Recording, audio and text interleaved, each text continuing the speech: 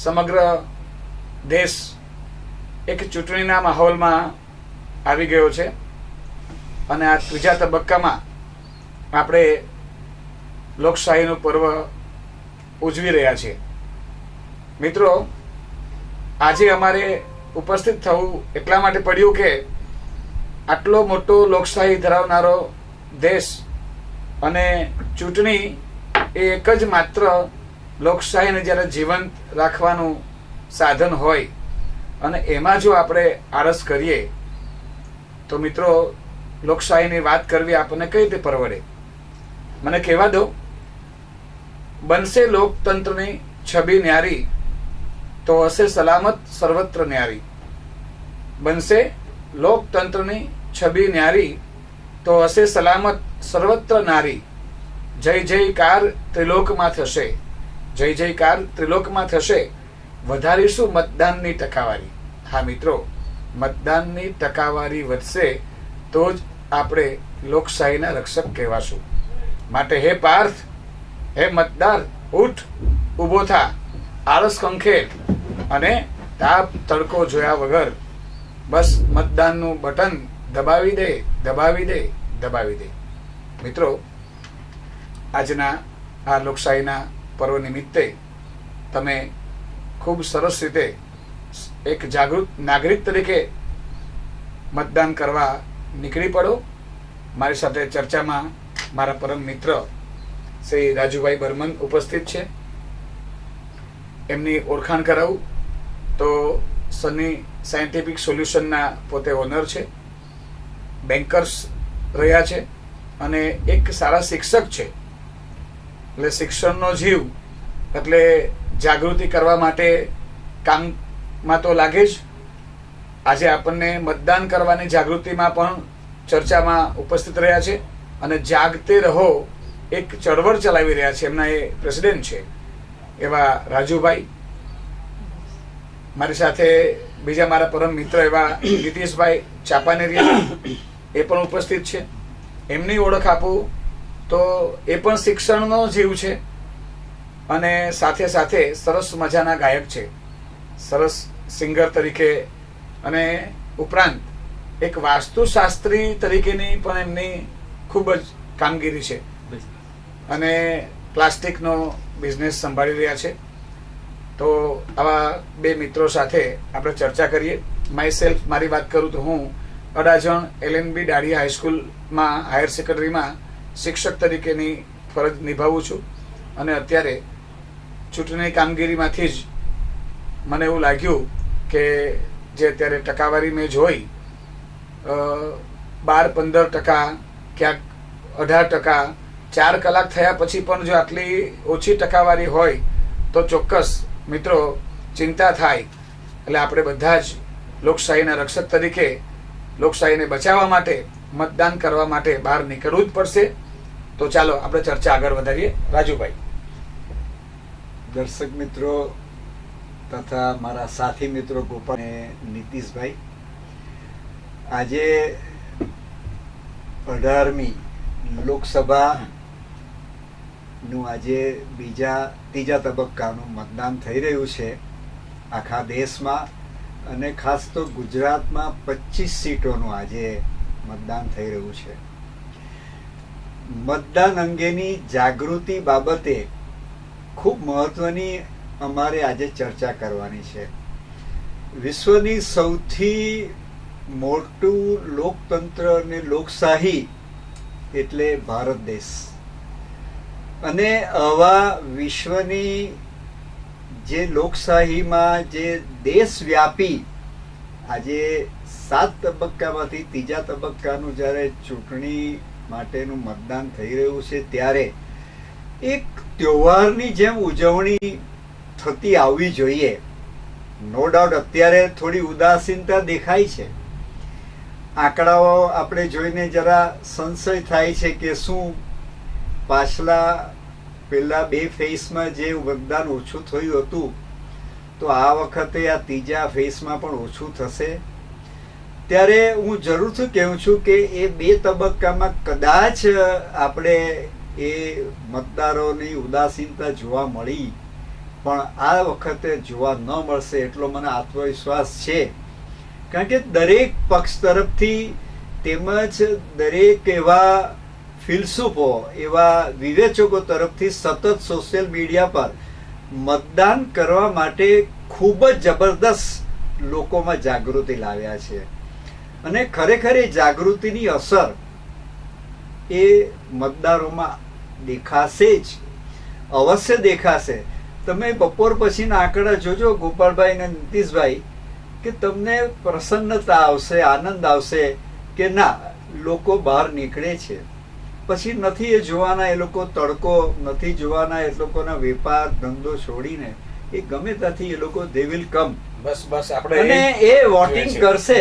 કારણ કે વોટિંગ એ આજે કરવું એ તમારો એક આટલા વિશાળ લોકતંત્રમાં જ્યારે એવો અધિકાર મળતો હોય, અને આજે કેટલા બધા એવા યુવાઓ છે કે જે યુવાઓમાં એક જોશ છે કે લાઈફમાં આજે પહેલી વાર અમારે મતદાન કરવાનું આવ્યું છે, અને સીધું અમારે લોકસભાના સાંસદોને ચૂંટવા માટે અમારે, તો એ લોકોને પણ એક આનંદની વાત છે, એક લહેર છે. અને તમે સાંજને છેડો જોજો, you will see the figure, wonderful figure. 65% ઉપર હશે એવો મારો આત્મવિશ્વાસ છે. નીતિશભાઈ, તમારું શું કહેવું? બિલકુલ બર્મન સાહેબ, જે આપ વાત કહી રહ્યા છો કે આજે આપણે લોકશાહીનો આ પર્વ ઉજવી રહ્યા છે, તો સૌથી જરૂરી છે કે સહુ કોઈએ મતદાન કરવું જોઈએ, મત આપવા માટે જવું જોઈએ. જેમ દાનથી દેવો ખુશ થાય છે, અથવા તો જે કોઈ વ્યક્તિને તમે દાન દીધું હોય તો તેને આનંદિત પુલકિત થાય છે, તો તે જ પ્રમાણે આ મતદાન કરવાથી, એ જ પ્રમાણે મતદાન કરવાથી આપણો દેશ ખુશ થાય છે. માટે નિસંકોચપણે સહુ કોઈ મતદાન કરે એ ખૂબ જરૂરી છે. નિસંકોચપણે મતદાન કરવું જોઈએ, નિસંદેહપણે મતદાન કરવું જોઈએ. તો જ આપણી લોકશાહીને આપણે જીવંત રાખી શકીશું. તો વડગામા સાહેબ, આપણે જે વાત કરીએ કે આપણે સૌ બધાને અપીલ કરીએ કે ઘરમાંથી નીકળો અને બહાર મતદાન કરો. અત્યારે જે આંકડાઓ અત્યારે અમને જે સામે સ્ક્રીન ઉપર દેખાઈ રહ્યા છે, ખૂબ જૂજ દેખાઈ રહ્યા છે. આજે અત્યારે 4-4.5 કલાક જેવો સમય થઈ ચૂક્યો છે મતદાન શરૂ થયાને, અને ક્યાંક કોઈ 10.64% છે, કોઈ ક્યાંક કોઈ 9% છે, ક્યાંક 11% છે. તો ટકાવારી અત્યારે જે સવારનો સમય છે એ ઓછો બતાવે છે. તો જરૂરથી આપ વિશેષ કરીને ઘરની બહાર નીકળીને મતદાન કરો. આપ સૌને અમારી નમ્ર અરજ છે, અપીલ છે કે કોઈ કેવો વિચાર કરતો હોય મતદાર કે હું એક જણ નહીં આપો તો શું ફરક પડવાનો, હું નહીં આપું તો શું ફરક પડવાનો. તો મને યાદ આવે છે કે એક મેં ફિલ્મ જોઈ હતી કે ઓમ શાંતિ ઓમ. તેમાં દીપિકા પદુકોણ એ અર્જુન રામપાલને કહે છે, એવો રમેશ બાબુ, એક ચુટકી સિંદૂર કી કિંમત તુમ ક્યાં જાનો. તો મારે તમને પૂછવાનું કે એક વોટની શું કિંમત, તો જરા કહેશો એ બાબતો, પ્રકાશ પાડશો કે એક વોટની શું કિંમત હોઈ શકે? ચોક્કસ બર્મન સાહેબ, તમારી વાત બહુ વ્યાજબી છે કે એક મતની શું કિંમત હોય. તમને જો કદાચ યાદ હશે, જી સર, તો આપણા દેશના માનનીય વડાપ્રધાન ભૂતપૂર્વ એવા શ્રી અટલ બિહારી વાજપેયી, કે જેમને વિરોધ પક્ષો કે કોઈ પણ હોય માનની નજરે જોઈ શકે એવું વ્યક્તિત્વ, અને 1995-94-95 એક મત માટે એમની સરકાર ગબડી પડી હતી. મતની આ કિંમત હું તમને યાદ અપાવી દઉં. જાપાનના વડાપ્રધાન પ્રમુખ શ્રી નિકોલસ જી, એ પણ સાહેબ એક મત માટે બિલકુલ બિલકુલ સાચી વાત એમની છે, સરકાર ગબડી પડી હતી. એ તમે પ્રકાશ પાડ્યો, બરાબર.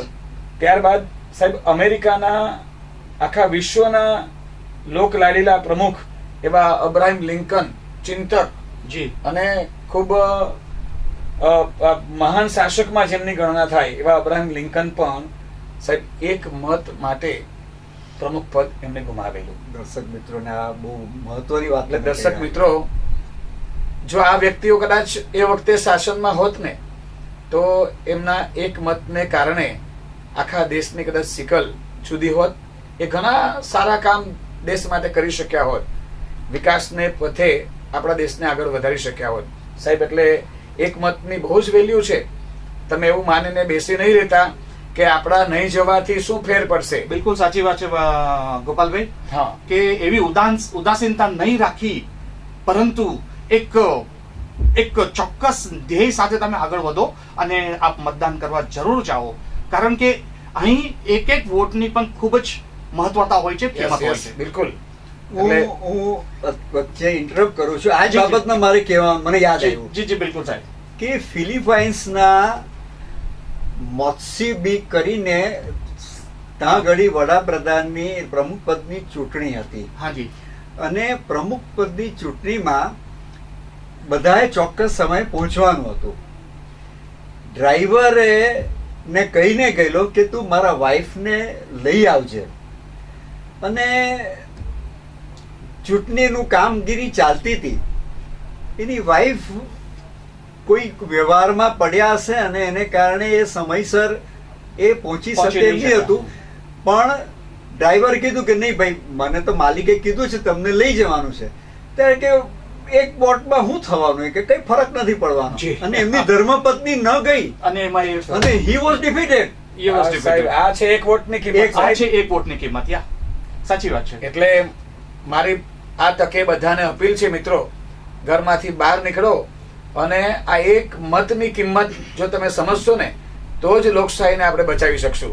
બાકી આપણને ચોરે ચોટે બેસીને આ આમ કરે છે તેમ કરે છે, પંચાયત કરવાનો કોઈ અધિકાર નથી. માત્ર વાતો કર્યા કરવાથી કોઈ મતલબ નથી, પરંતુ ઘરની બહાર નીકળીને અવશ્ય આગળ જાઓ અને મતદાન મથકે જાઓ અને અવશ્ય વોટ કરો. અને ભાવના તો આવી રાખો, જે ભાવના હોવી જોઈએ कि भाई मेरा अपना वोट उस पार्टी को दूंगा जो सारे राष्ट्र के लोगों के लिए काम करेगा. मेरा वोट राष्ट्र की रक्षा के लिए, मेरा वोट धर्म और सनातन की रक्षा के लिए, मेरा वोट देश का सर्वांगी विकास के लिए, मेरा वोट अखंड भारत के संकल्प के लिए, बिल्कुल, मेरा वोट जिहादियों और आतंकवादियों के खत्म करने के लिए, और मेरा वोट मेरी जो गौ माता है उसकी रक्षा के लिए. क्या ये हम नहीं कर सकते? You can do it. What do you say? સાચી વાત છે બિલકુલ બર્મન સાહેબ, કે ભાઈ જરૂરી છે. કારણ કે આ એક વોટ જે તમે બિલકુલ તમે ન ગણતા હો કે ભાઈ મારા જવાથી શું થઈ જવાનું છે, શું ફરક પડી જવાનો છે, તો એવી મેન્ટાલિટી નહીં રાખીને અવશ્ય વોટ કરો કરો અને કરો પ્લીઝ. મારી હવે બીજી વાત એ છે, દર્શક મિત્રો, કે એવા ઘણા બધા કામો આપણે નજરે નિહાળ્યા છે છેલ્લા કેટલાય વર્ષોમાં, કે જે કલ્પના હતી 370ની કલમ હટે જ નહીં, વિકાસ આપણે કરી શકીએ જ નહીં, આ તો સુધારો થઈ શકે જ નહીં. તો કમસે કમ જે કામ થયું છે, જે આપણી નજર સામે થયું છે, સુરત સાહેબ કેટલા પુલોનું બ્રિજનું શહેર બની ગયું. બ્રિજ સિટી, ડાયમંડ સિટી, હા, અને સિલ્ક સિટી. તમે શું, અને સ્વચ્છતામાં પણ આપણે આજે બીજા નંબરે પર છીએ. આવીએ છે. અને એની સામે આપણે જે પ્રગતિ કરી રહ્યા છે, ત્યારે જે શાસકો છે, વિપક્ષને પણ કોઈક અંશે વિપક્ષમાં પણ વિરોધ કરીને શાસકોને પણ એક રીતે મદદરૂપ થાય છે. આપણે વિપક્ષને પણ એટલું જ કે ભાઈ જે સત્તા પર છે એ સુરતના વિકાસને માટે એ લોકોએ ઘણી વસ્તુ કરી છે, પણ એ લોકોને ખરેખર ઉશ્કેરા હોય, એ લોકોની નબળાઈ બતાવી હોય તો વિપક્ષને પણ આપણે એટલું જ, હું તો એને સમર્થન આપું છું, અને એ લોકોને પણ હું લોકશાહી છે એને સન્માન અને હોવો જ જોઈએ. Positive approach. વિપક્ષનેમાં પણ તમારામાં એવા સક્ષમ હોય કે જે સાચા મુદ્દા લાવીને શાસકોના ધજા ઉડાવી શકે, ને શાસકોને પણ કે તમે શું બેસીને કામ કરો છો, આ દેશમાં હજી પોટેન્શિયાલિટી છે, તમે કામ કરો. તો એ વિપક્ષને પણ સાહેબ, લોકશાહીને જીવંત રાખવા માટે વિપક્ષ મજબૂત હોવો જોઈએ. વિપક્ષ પણ મજબૂત બરાબર. એટલે વિપક્ષ કોઈ કે શાસક પક્ષ, પણ આપણે તો માત્ર મતદાતાઓ તરીકે એક જ વસ્તુ જોવાની છે કે દેશને સારો શાસક મળવો જોઈએ. આ દેશની વિકાસની જે ગતિ છે ને એ હવે તૂટવી નહીં જોઈએ. આપના મતદાનથી દેશનું ઉત્થાન થઈ શકે છે, દેશનો ઉત્કર્ષ થઈ શકે છે. તો માટે જરૂરી છે કે તમામ તમારી શું કહેવાય કે ખંખેરીને તમે તમારી નિરાશાપણું ખંખેરીને મતદાન અવશ્ય કરો. સારે કામ છોડ દો, સબસે પહેલે વોટ દો. બરાબર છે. જી બિલકુલ સર, તમને મારે ખાસ કહેવાનું, દર્શક મિત્રોને પણ ખાસ જણાવવાનું કે ખરેખર તો વિશ્વના કેટલાક યુરોપ ખંડમાં હાજી અને એશિયાનામાં કેટલાક એવા દેશોમાં તમારે જે વોટનો અધિકાર છે એ વોટનો અધિકાર ફરજિયાતપણે એ અધિકાર તમારી જવાબદારી બની જાય છે.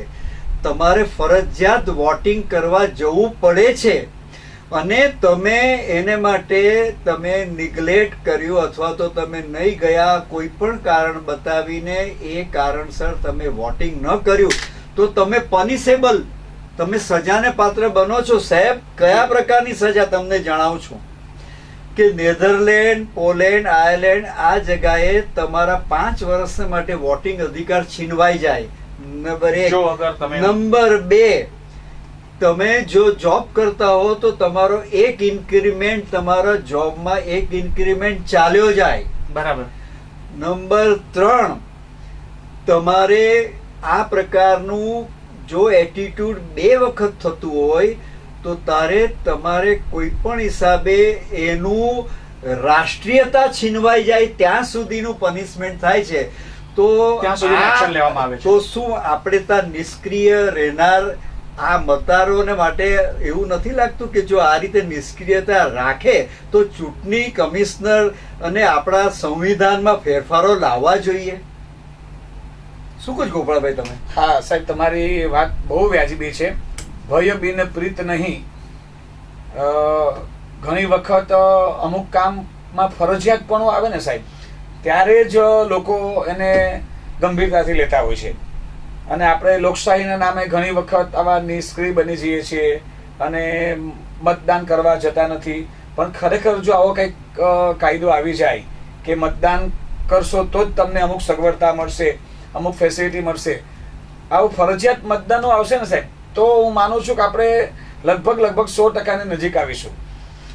પણ એ જરૂરી છે. તમારી વાત બિલકુલ આ બાબતમાં ખરેખર જે કઈ સંવિધાનમાં ફેરફારોની જરૂર છે, આ જે પ્રશ્ન છે તે ચૂંટણી કમિશનર એ વિભાગને લાગતો છે. સાહેબ, તમે બહુ સુંદર મુદ્દો ઉઠાવ્યો છે. એ આપણા પાર્લામેન્ટ સુધી, આપણા સંવિધાનમાં ફેરફારો એ સંસદનું કામ છે. તો એ એટલું જ્ઞાન મને નથી, પણ જે કઈ મેં વિચાર પરંતુ બર્મન સાહેબ, બહુ સાચી વાત છે. તમે બહુ સુંદર આ રજૂઆત કરી છે કે દેશના તમામ નાગરિકોએ મતદાન અવશ્ય કરવું જોઈએ. અને જો એ ન કરતા હોય તો કંઈક આવી કોઈ એક્શન લેવામાં આવે તો તેના થકી વધુ મતદાન કરાવી શકે. અને આ મતદાન કોના માટે છે? આપણા પોતાના માટે છે, આપણા પોતાના ઉત્કર્ષ માટે છે. તો શા માટે મતદાન નહીં કરવું જોઈએ? જો કે હમણાં કેટલીક વસ્તુઓ, જે કેટલાક મુદ્દાઓ આ ઇલેક્શનમાં જે કઈ સરકાર તરફથી અથવા તો ચૂંટણી વિભાગ તરફથી જે જાહેરાત કરવામાં આવી તે ઘણી સરસ છે. જેમ કે કર્મચારીને કહે છે કે ભાઈ તમને રજા આપવામાં આવી છે જી, તો તમારે રજાનો ઉપયોગ આનંદ પ્રમોદને માટે કરો, પણ પહેલા તમે તમારું ફરજ નિભાવો. અને બીજે દિવસે તમારે બતાવવાનું રહે છે કે યસ, યસ્ટરડે આઈ વોટેડ. યસ, એક બહુ સરસ છે કારણ, એ બહુ સરસ ગમ્યું. બિલકુલ. બીજું, કેટલાક એનઆરઆઈ છે તો એ લોકોને વોટ કેમ પોતાના અન્ય દેશમાંથી અહીંયા આપી શકાય તેની પણ વ્યવસ્થા કરવામાં આવી એની છે. પણ સુવિધાઓ છે. પોસ્ટલ હોસ્પિટલમાં પણ આજે જે દર્દીઓ છે ત્યાંથી પણ વોટિંગ કરી શકાય એ રીતની પણ વ્યવસ્થા કરી છે. તો આપણે માનીએ કે જે આપણે વિચાર્યું છે, જે અમે પ્રશ્ન કર્યો તમને, તો એ આવનાર સમયમાં એ ફરજિયાતપણું આવી શકે. ચૂંટણી પંચે તો એટલું સરસ કામગીરી કરી છે કે જે ઘરે વૃદ્ધ હોય, એસી વસ્તી મોટી ઉંમરના, તો ઘર બેઠા જ એ વોટિંગ કરી શકે. જી, બીએલઓ બૂથ લેવલ ઓફિસર છે, એમની સાથે આગલા દિવસે જઈ અને એમનો વોટ પોસ્ટલ બેલેટથી મેળવવામાં આવે છે. જ્યારે સરકાર અને ચૂંટણી પંચ આટલી સરસ વ્યવસ્થા કરતી હોય તો આપણી એક રાષ્ટ્રના નાગરિક તરીકે આટલી તો ફરજ બને જ કે આપણે કમસે કમ મતદાન મથક સુધી પહોંચીએ અને એક આપણી ફરજ નિભાવીએ. આપણી ફરજ અને પવિત્ર ફરજ યસ, પવિત્ર ફરજ છે.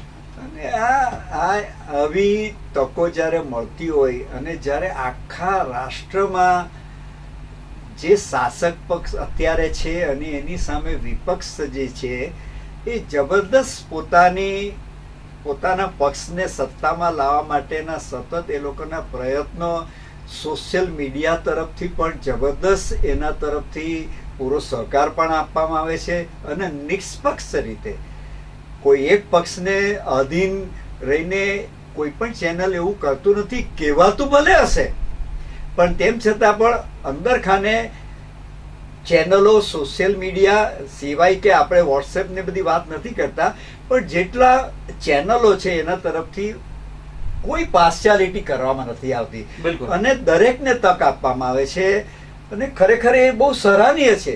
તો એવી જ્યારે આટલો પ્રયત્ન જ્યારે કરતા હોય ઉમેદવારો અને ચેનલો તરફથી તો એક આપણી નૈતિક ફરજ દરેક જો કે વડગામા સાહેબ, બર્મન સાહેબ, આ વખતે એક વિશેષ વાત બની છે કે સુરતની લોકસભાની બેઠક ઉપરથી માનનીય શ્રી મુકેશભાઈ દલાલ તેઓ બિનહરીફ ચૂંટાયા છે. એટલે સ્વાભાવિક છે કે સુરતના અમુક જે એરિયા છે તો ત્યાં આગળ થોડીક નિષ્ક્રિયતા છે, પરંતુ હું છતાં પણ એમ સૌ લોકોને કહીશ કે બિલકુલ નિષ્ક્રિય નહીં બેસી રહેશો. અન્ય લોકો કે જે લોકો તમારા સગા સંબંધીઓ છે, કોઈ જે વિસ્તારમાં વોટિંગ થતું છે તો તે વિસ્તારના સગા સંબંધીઓને પણ એ લોકો તમે એક પ્રેરણા સ્ત્રોત બનો અને એ લોકોને પણ વોટ આપવા માટે તમે. વડગામા સર, તમારે આ પોઈન્ટ પર એક ચર્ચા કરી શકાય એવું છે કે નવસારી વિસ્તારમાં જેટલા એરિયા આવે છે, સર્વપ્રથમ જ્યારે આ મુકેશ દલાલ આપણે જે સુરતના વિભાગનું જે બન્યું ત્યાર પછી સુરતવાસીઓ નિરાશ થઈ ગયા કે આ અમે we have lost the opportunity. પણ એવું નથી. આજે કદાચ 40% જેટલો વિસ્તાર એ તક ગુમાવી. માફ કરજો, અમે સુરત વિસ્તારના છીએ એટલે આજ અમારી આંગળી પર નિશાન નથી કે જે અમને રંજ પણ છે. એ લાવો અમને મળી શક્યો નથી, એ લાવો નથી મળ્યો, રંજ છે અમને. તેમ છતાં પણ એ લોકોની માનસિકતા, સુરતવાસીઓની માનસિકતા હતી કે અમે શું તક ગઈ તારે ના. તરત જ પછી દરેક પક્ષ તરફથી તેમજ ચૂંટણી વિભાગ તરફથી તેમજ કેટલાક સોશિયલ મીડિયા પોતે પણ કે ભાઈ આટલા એરિયામાં એ તમારો ચુનાવ થવાનો જ છે ને તમારો વોટિંગ રાઇટ છે, તમે એનો ઉપયોગ કરજો. અને આખી એ કેટલા વિસ્તારો લિંબાયત છે, ઉધના છે, ઇવન વેસુ, ડુમસ રોડ અને પાલ, એ બધા વિસ્તારો ઓલરેડી એ લોકોના તક છે જ. અને એ સતત સોશિયલ મીડિયા અને ન્યૂઝ ચેનલો તરફથી એ અવેરનેસ કરવામાં આવી છે. અને એ પછી ત્યારે પછી પાછું જો સુરતીયાના એવું ના અમારી પાસે તો એ તક છે ને અમે તો ઉપયોગ કરવાના જ. હા, અમે અમારા થોડુંક ચાય પાણી કરીને જઈશું, બપોરે જઈશું, અમને તડકો નથી નડવાનો. એ લોકો અમને વિશ્વાસ આપ્યો છે કારણ કે હું પણ એક સક્રિય છું આ બાબતમાં અને એવી અમને વિશ્વાસ આપ્યો છે કે ના અમે અમારો મતદારનો અધિકાર. તમે ગયા ને રાજેન્દ્રભાઈ, અમને તો તક છે કારણ કે અમે તો પાલનપુરમાં રહીએ છીએ, અમે તો ઉધનામાં રહીએ છીએ અને આ બાજુ તમારા બાજુ પણ ડુંબાલ કે અમુક વિસ્તારમાં બારડોલી આવે છે તે લોકો પણ પેલી બાજુ કરવાના જ છે. એટલે હજુ અત્યારે જો સાહેબ અત્યારે આંકડાઓ સુધરી રહ્યા છે. 9-10 ને બદલે અત્યારે 17-20 સુધી પહોંચ્યા છે. તો આપણે એમ લાગે છે આપણી અપીલ સાંભળી લાગે છે. મતદારો જે માહિતી વર્ડ અવર અપીલ. પણ સાહેબ મારે તમને હવે પૂછવું છે જી સર, હાજી, કે છેલ્લા 10 વર્ષ પહેલાની પરિસ્થિતિ અને એ મારે કે એટલા માટે વાત કરવી છે કે બહુમતી જો સરકાર પાસે હોય, કોઈ પણ સરકાર હોય, કોઈ પણ પક્ષની, તો સાહેબ એને કામ કરવાની મોકળાશ ખૂબ મળે છે. સારા નિર્ણયો લઈ શકે છે અને દેશ માટે કંઈક સારું ઘડતર કરી શકાય એવું કામ થઈ શકે. એટલે જો તમે મતદાન નહીં કરો અને જો પેલી ત્રિશંકુ એવી સરકાર થાય સાહેબ હાજી તો કદાચ હું માનું છું કે લોકશાહી માટે બહુ ઘાતક કહેવાય. ઘાતક કહેવાય, જ્યારે જોખમકારક આટલા કરોડો કહેવાય. રૂપિયાનો ચૂંટણી પાછળ ખર્ચ થતો હોય જી તો સાહેબ સરકાર કોઈ પણ મને સંપૂર્ણ બહુમતી વાળી જ બનવી જોઈએ એવું મારું માનવું છે. આ અંગે તમે શું કહો છો બર્મન સાહેબ? તમને તો ઘણો બધો અનુભવ છે મારા કરતા પણ. મારે તમારા પ્રશ્નની બાબતમાં એટલું કહેવાનું કે અત્યારે જે વિપક્ષમાં ઇન્ડિયા ગઠબંધન કર્યું છે, તો ઇન્ડિયા ગઠબંધન વિપક્ષ સાથે જોડાયા, બહુ સરસ. અને જે શાસક પક્ષ જે છેલ્લા 2 ચુનાવમાં ભાજપ અને એનડીએ સરકાર એણે જે કામો કર્યા છે તે પણ સરાહનીય છે. પણ જે કેટલીક નબળાઈઓ છે એ વિપક્ષ રજૂ કરે છે, તો એને આપણે ઇગ્નોર ન કરી શકાય. પણ સવાલ એ છે કે આ જેટલા પ્રાદેશિક પક્ષો છે, બરાબર, એ પ્રાદેશિક પક્ષોમાં એ જે તે એરિયા છે ત્યાં જ એનું એક શાસન ચાલે છે, ત્યાં જ એ લોકોની ત્યાં જ પોપ્યુલારિટી એમનું છે. પ્રાધાન્ય છે વધારે. અને એ પછી સાઉથ હોય કે એ પછી તમારું સમજી બંગાળ લો હોય. કે બંગાળ હોય, ત્યારે આપણે એમ થઈ જાય કે આ શાસક પક્ષમાં જે શાસનકર્તાઓ છે તે એક વારસાગત ચાલી આવતી એક પેઢી છે. ત્યારે એમ થઈ જાય કે હવાના હાથમાં સુકાન આપવું એ પ્રજા પણ વિચારી રહી છે કે who will be the captain, who will rule India, કોણ સક્ષમ કોણ છે પીએમ તરીકે. ત્યારે ઘણીવાર ટીકા કરે છે આ શાસક પક્ષ કે એ લોકો 1-1 વર્ષ માટે કોઈને રાખશે. તો આ બધા પ્રશ્નો ઘણીવાર નડતા હોય છે. એટલે શાસક પક્ષની સામે વિપક્ષ હોવો જરૂરી છે, અને શાસક પક્ષ એવો જોઈએ કે એને વાત વાતમાં નડતરરૂપ થાય એવું ન હોવું જોઈએ. પણ સંપૂર્ણપણે શાસક પક્ષ પોતાની મનમાની કરે તે પણ યોગ્ય નથી. કે જે આપણે રાષ્ટ્રના હિતમાં તમામ, પછી એ નાના પક્ષ હોય, નાની દલિત હોય, અલ્પસંખ્યક હોય, અને ખાસ તો મેજોરિટી, એ બધું ધ્યાનમાં રાખીને રાષ્ટ્ર કાજે જે કામો કરે તેવી સરકાર આવે, તેવી સરકાર આપણે ચૂંટવી જોઈએ. એવી સરકારને આપણે લાવવાની છે. એવી સરકારને અને સાહેબ બહુમતી ક્યારે મળે? મતદાતા બહાર નીકળે. એ તો અત્યારે એને માટે જ આપણે અપીલ કરવા આવ્યા છે. અને તમે દરેક જણ પોતાનો કિંમતી સમય છોડીને આ લોકોમાં જાગૃતિ લાવવા માટેનું આ અત્યારે આપણે કામ કરી રહ્યા છે. એટલે આપણે પણ આ માટે કંઈક ઉપયોગી થઈએ તો એ આપણે માટે પણ આનંદની વાત છે. અને સૌ પ્રથમ તો પહેલા પણ મેં કહ્યું થેન્ક્સ ટુ સુરત ચેનલ. અને હવે આપણે સુરત ચેનલને આ તરફથી આપણે આભાર માનીને અને જરૂરથી ફરીવાર એક અપીલ કરીને જી ફરીવાર આપણે કોઈ મળવાની તક હશે અને એ હિસાબે ના સાહેબ, આપણે મને મારે એક છેલ્લી વાત હા જરૂરથી જી, તમે- જી, જી. જે મને પોતાને અનુભવેલી છે હાજી. એ વાત કે જો એક બહુમતી વાળી સરકાર હોય અને હાજી. કેવા કામ કરી શકે છે સાહેબ. 370 ની કલમ દૂર થયા પછી કાશ્મીરની જો હું અંગત વાત કરું ને સાહેબ, તો ત્યાં અમે 2 વર્ષ પહેલા કાશ્મીર ટૂરમાં ગયા હતા. જી જે લાલ ચોક અંગે આપણે બધા સાંભળતા હતા કે ત્યાં જવું પણ એક સમયે મુશ્કેલ હતું. જી બરાબર. ત્યાં સાહેબ 11-12 વાગ્યા સુધી અમે શોપિંગ કરતા હતા. ઓહો. અને જે કાશ્મીરમાં જે આતંકવાદ ને આપણે બધું બહારથી સાંભળતા હતા એવું ત્યાં બિલકુલ અમે અનુભવ્યું નહીં. અને બહુ સરસ રીતે ત્યાંની પ્રજા પણ એટલી ખુશ છે કે આ ટુરિઝમનો આટલો વિકાસ થયો. અને આ કર્ફ્યુ અહીંથી દૂર થયા પછી આજે જે કાશ્મીર તમને સાહેબ જોવા મળે એ આખી વસ્તુ આખી બદલાઈ ગઈ છે. જી ગોપાલભાઈ, આ પણ આ બાબત તમારી બહુ જ પરફેક્ટ છે કે ત્યાં આગળ ખરેખર લોકો ખૂબ આનંદિત છે, ખૂબ ખુશ છે. અને ત્યાં આગળ જે વિકાસ જે થઈ રહ્યો છે, જે પ્રમાણે ત્યાં આગળ ઉત્થાન થઈ રહ્યું છે, તો તે જોતા આપણને લાગે છે કે ભાઈ, અને આ માત્ર એવું નથી કે કોઈ દેશના કોઈ એક જ ભાગમાં, આજે આખા દેશની અંદર બધી જગા ઉપર વિકાસ થઈ રહ્યો છે, ચાલી રહ્યો છે. ચોક્કસ. તો છેલ્લા 55 થી 70 વર્ષનો ગાળો ગણીએ અને છેલ્લા 10 વર્ષનો જો ગાળો ગણીએ તો એ સમય દરમિયાન આપણે છેલ્લા 10 વર્ષની અંદર પણ સારું એવું દેશની અંદર વિકાસ થઈ રહ્યો છે. અને આપણે માનવું જોઈએ કે ભાઈ જો આવી રીતે જો સરકાર કામ કરતી હોય તો તેને આપણે અવશ્ય આગળ વધારવી જોઈએ. બાકી ચોક્કસ સાહેબ, મેં તો એક વસ્તુ સાંભળેલી કે રામ મંદિર તો બનશે જ નહીં, 370 હટશે જ નહીં. પણ આપણી નજર સામે સાહેબ આ બધા કામ થયા છે. એટલે કે નિર્ણાયક સરકાર જો હોય નિર્ણાયક તો સરકાર સાહેબ હોવી જરૂરી છે. દેશના હિત માટે ઘણા બધા કામો થઈ શકે એવું મારું અંગત મંતવ્ય છે. અને એટલે જ હું મતદારોને અપીલ કરું છું કે તમે ઘરેથી બહાર નીકળો અને ખૂબ જ મોટા પાયા પર મતદાન કરી અને રેકોર્ડ બનાવો કે ગુજરાતમાં પણ 70, 80, 85% સુધી મતદાન થઈ શકે થઈ છે. શકે થાય. જી જરૂર. દરેક નાગરિકને, ગુજરાતમાં- દરેક મતદાતાને આ પોતાનું સ્વપ્નનો આ દેશ અને વિશ્વની એમ કહેવાય છે કે આપણે ત્રીજી અર્થવ્યવસ્થા તરફ જઈ રહ્યા છે, ત્યારે આ અપીલ જે થઈ રહી છે અહીંયાથી, એ અપીલને ખૂબ જ તમે ધ્યાનથી એને સ્વીકાર્યો.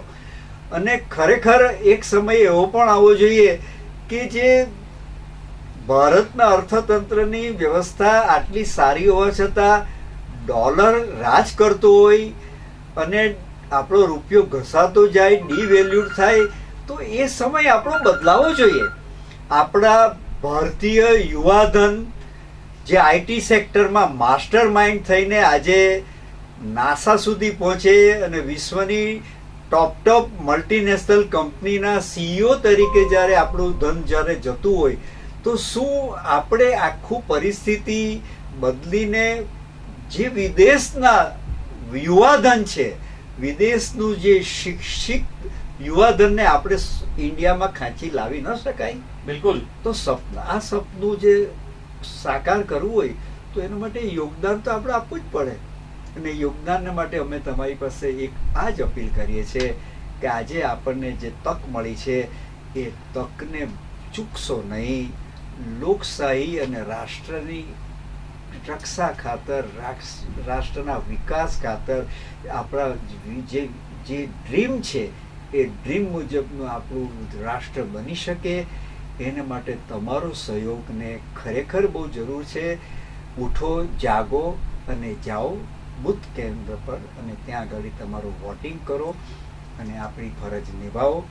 આ અપીલ માત્ર આપના સુરત કે નવસારીના મતદાતાઓ માટે નથી, પરંતુ સમગ્ર ગુજરાત અને સમગ્ર દેશના આપણા બરાબર બંધુઓ છે. માટે છે આ અપીલ. અને અમે આશા રાખીએ કે આપ ઊંચી ટકાવારીથી અવશ્ય મતદાન કરો. ફરી એક વખત ચેનલ સુરત દ્વારા આજે મતદાર વધારવા માટેની જે તક બધાને મળે અને ખૂબ સરસ રીતે દરેક મતદાર ઘરની બહાર નીકળી અને મોટા પાયા પર મતદાન કરે એવી આપ સૌને નમ્ર અપીલ છે. નમસ્તે દર્શક. નમસ્કાર.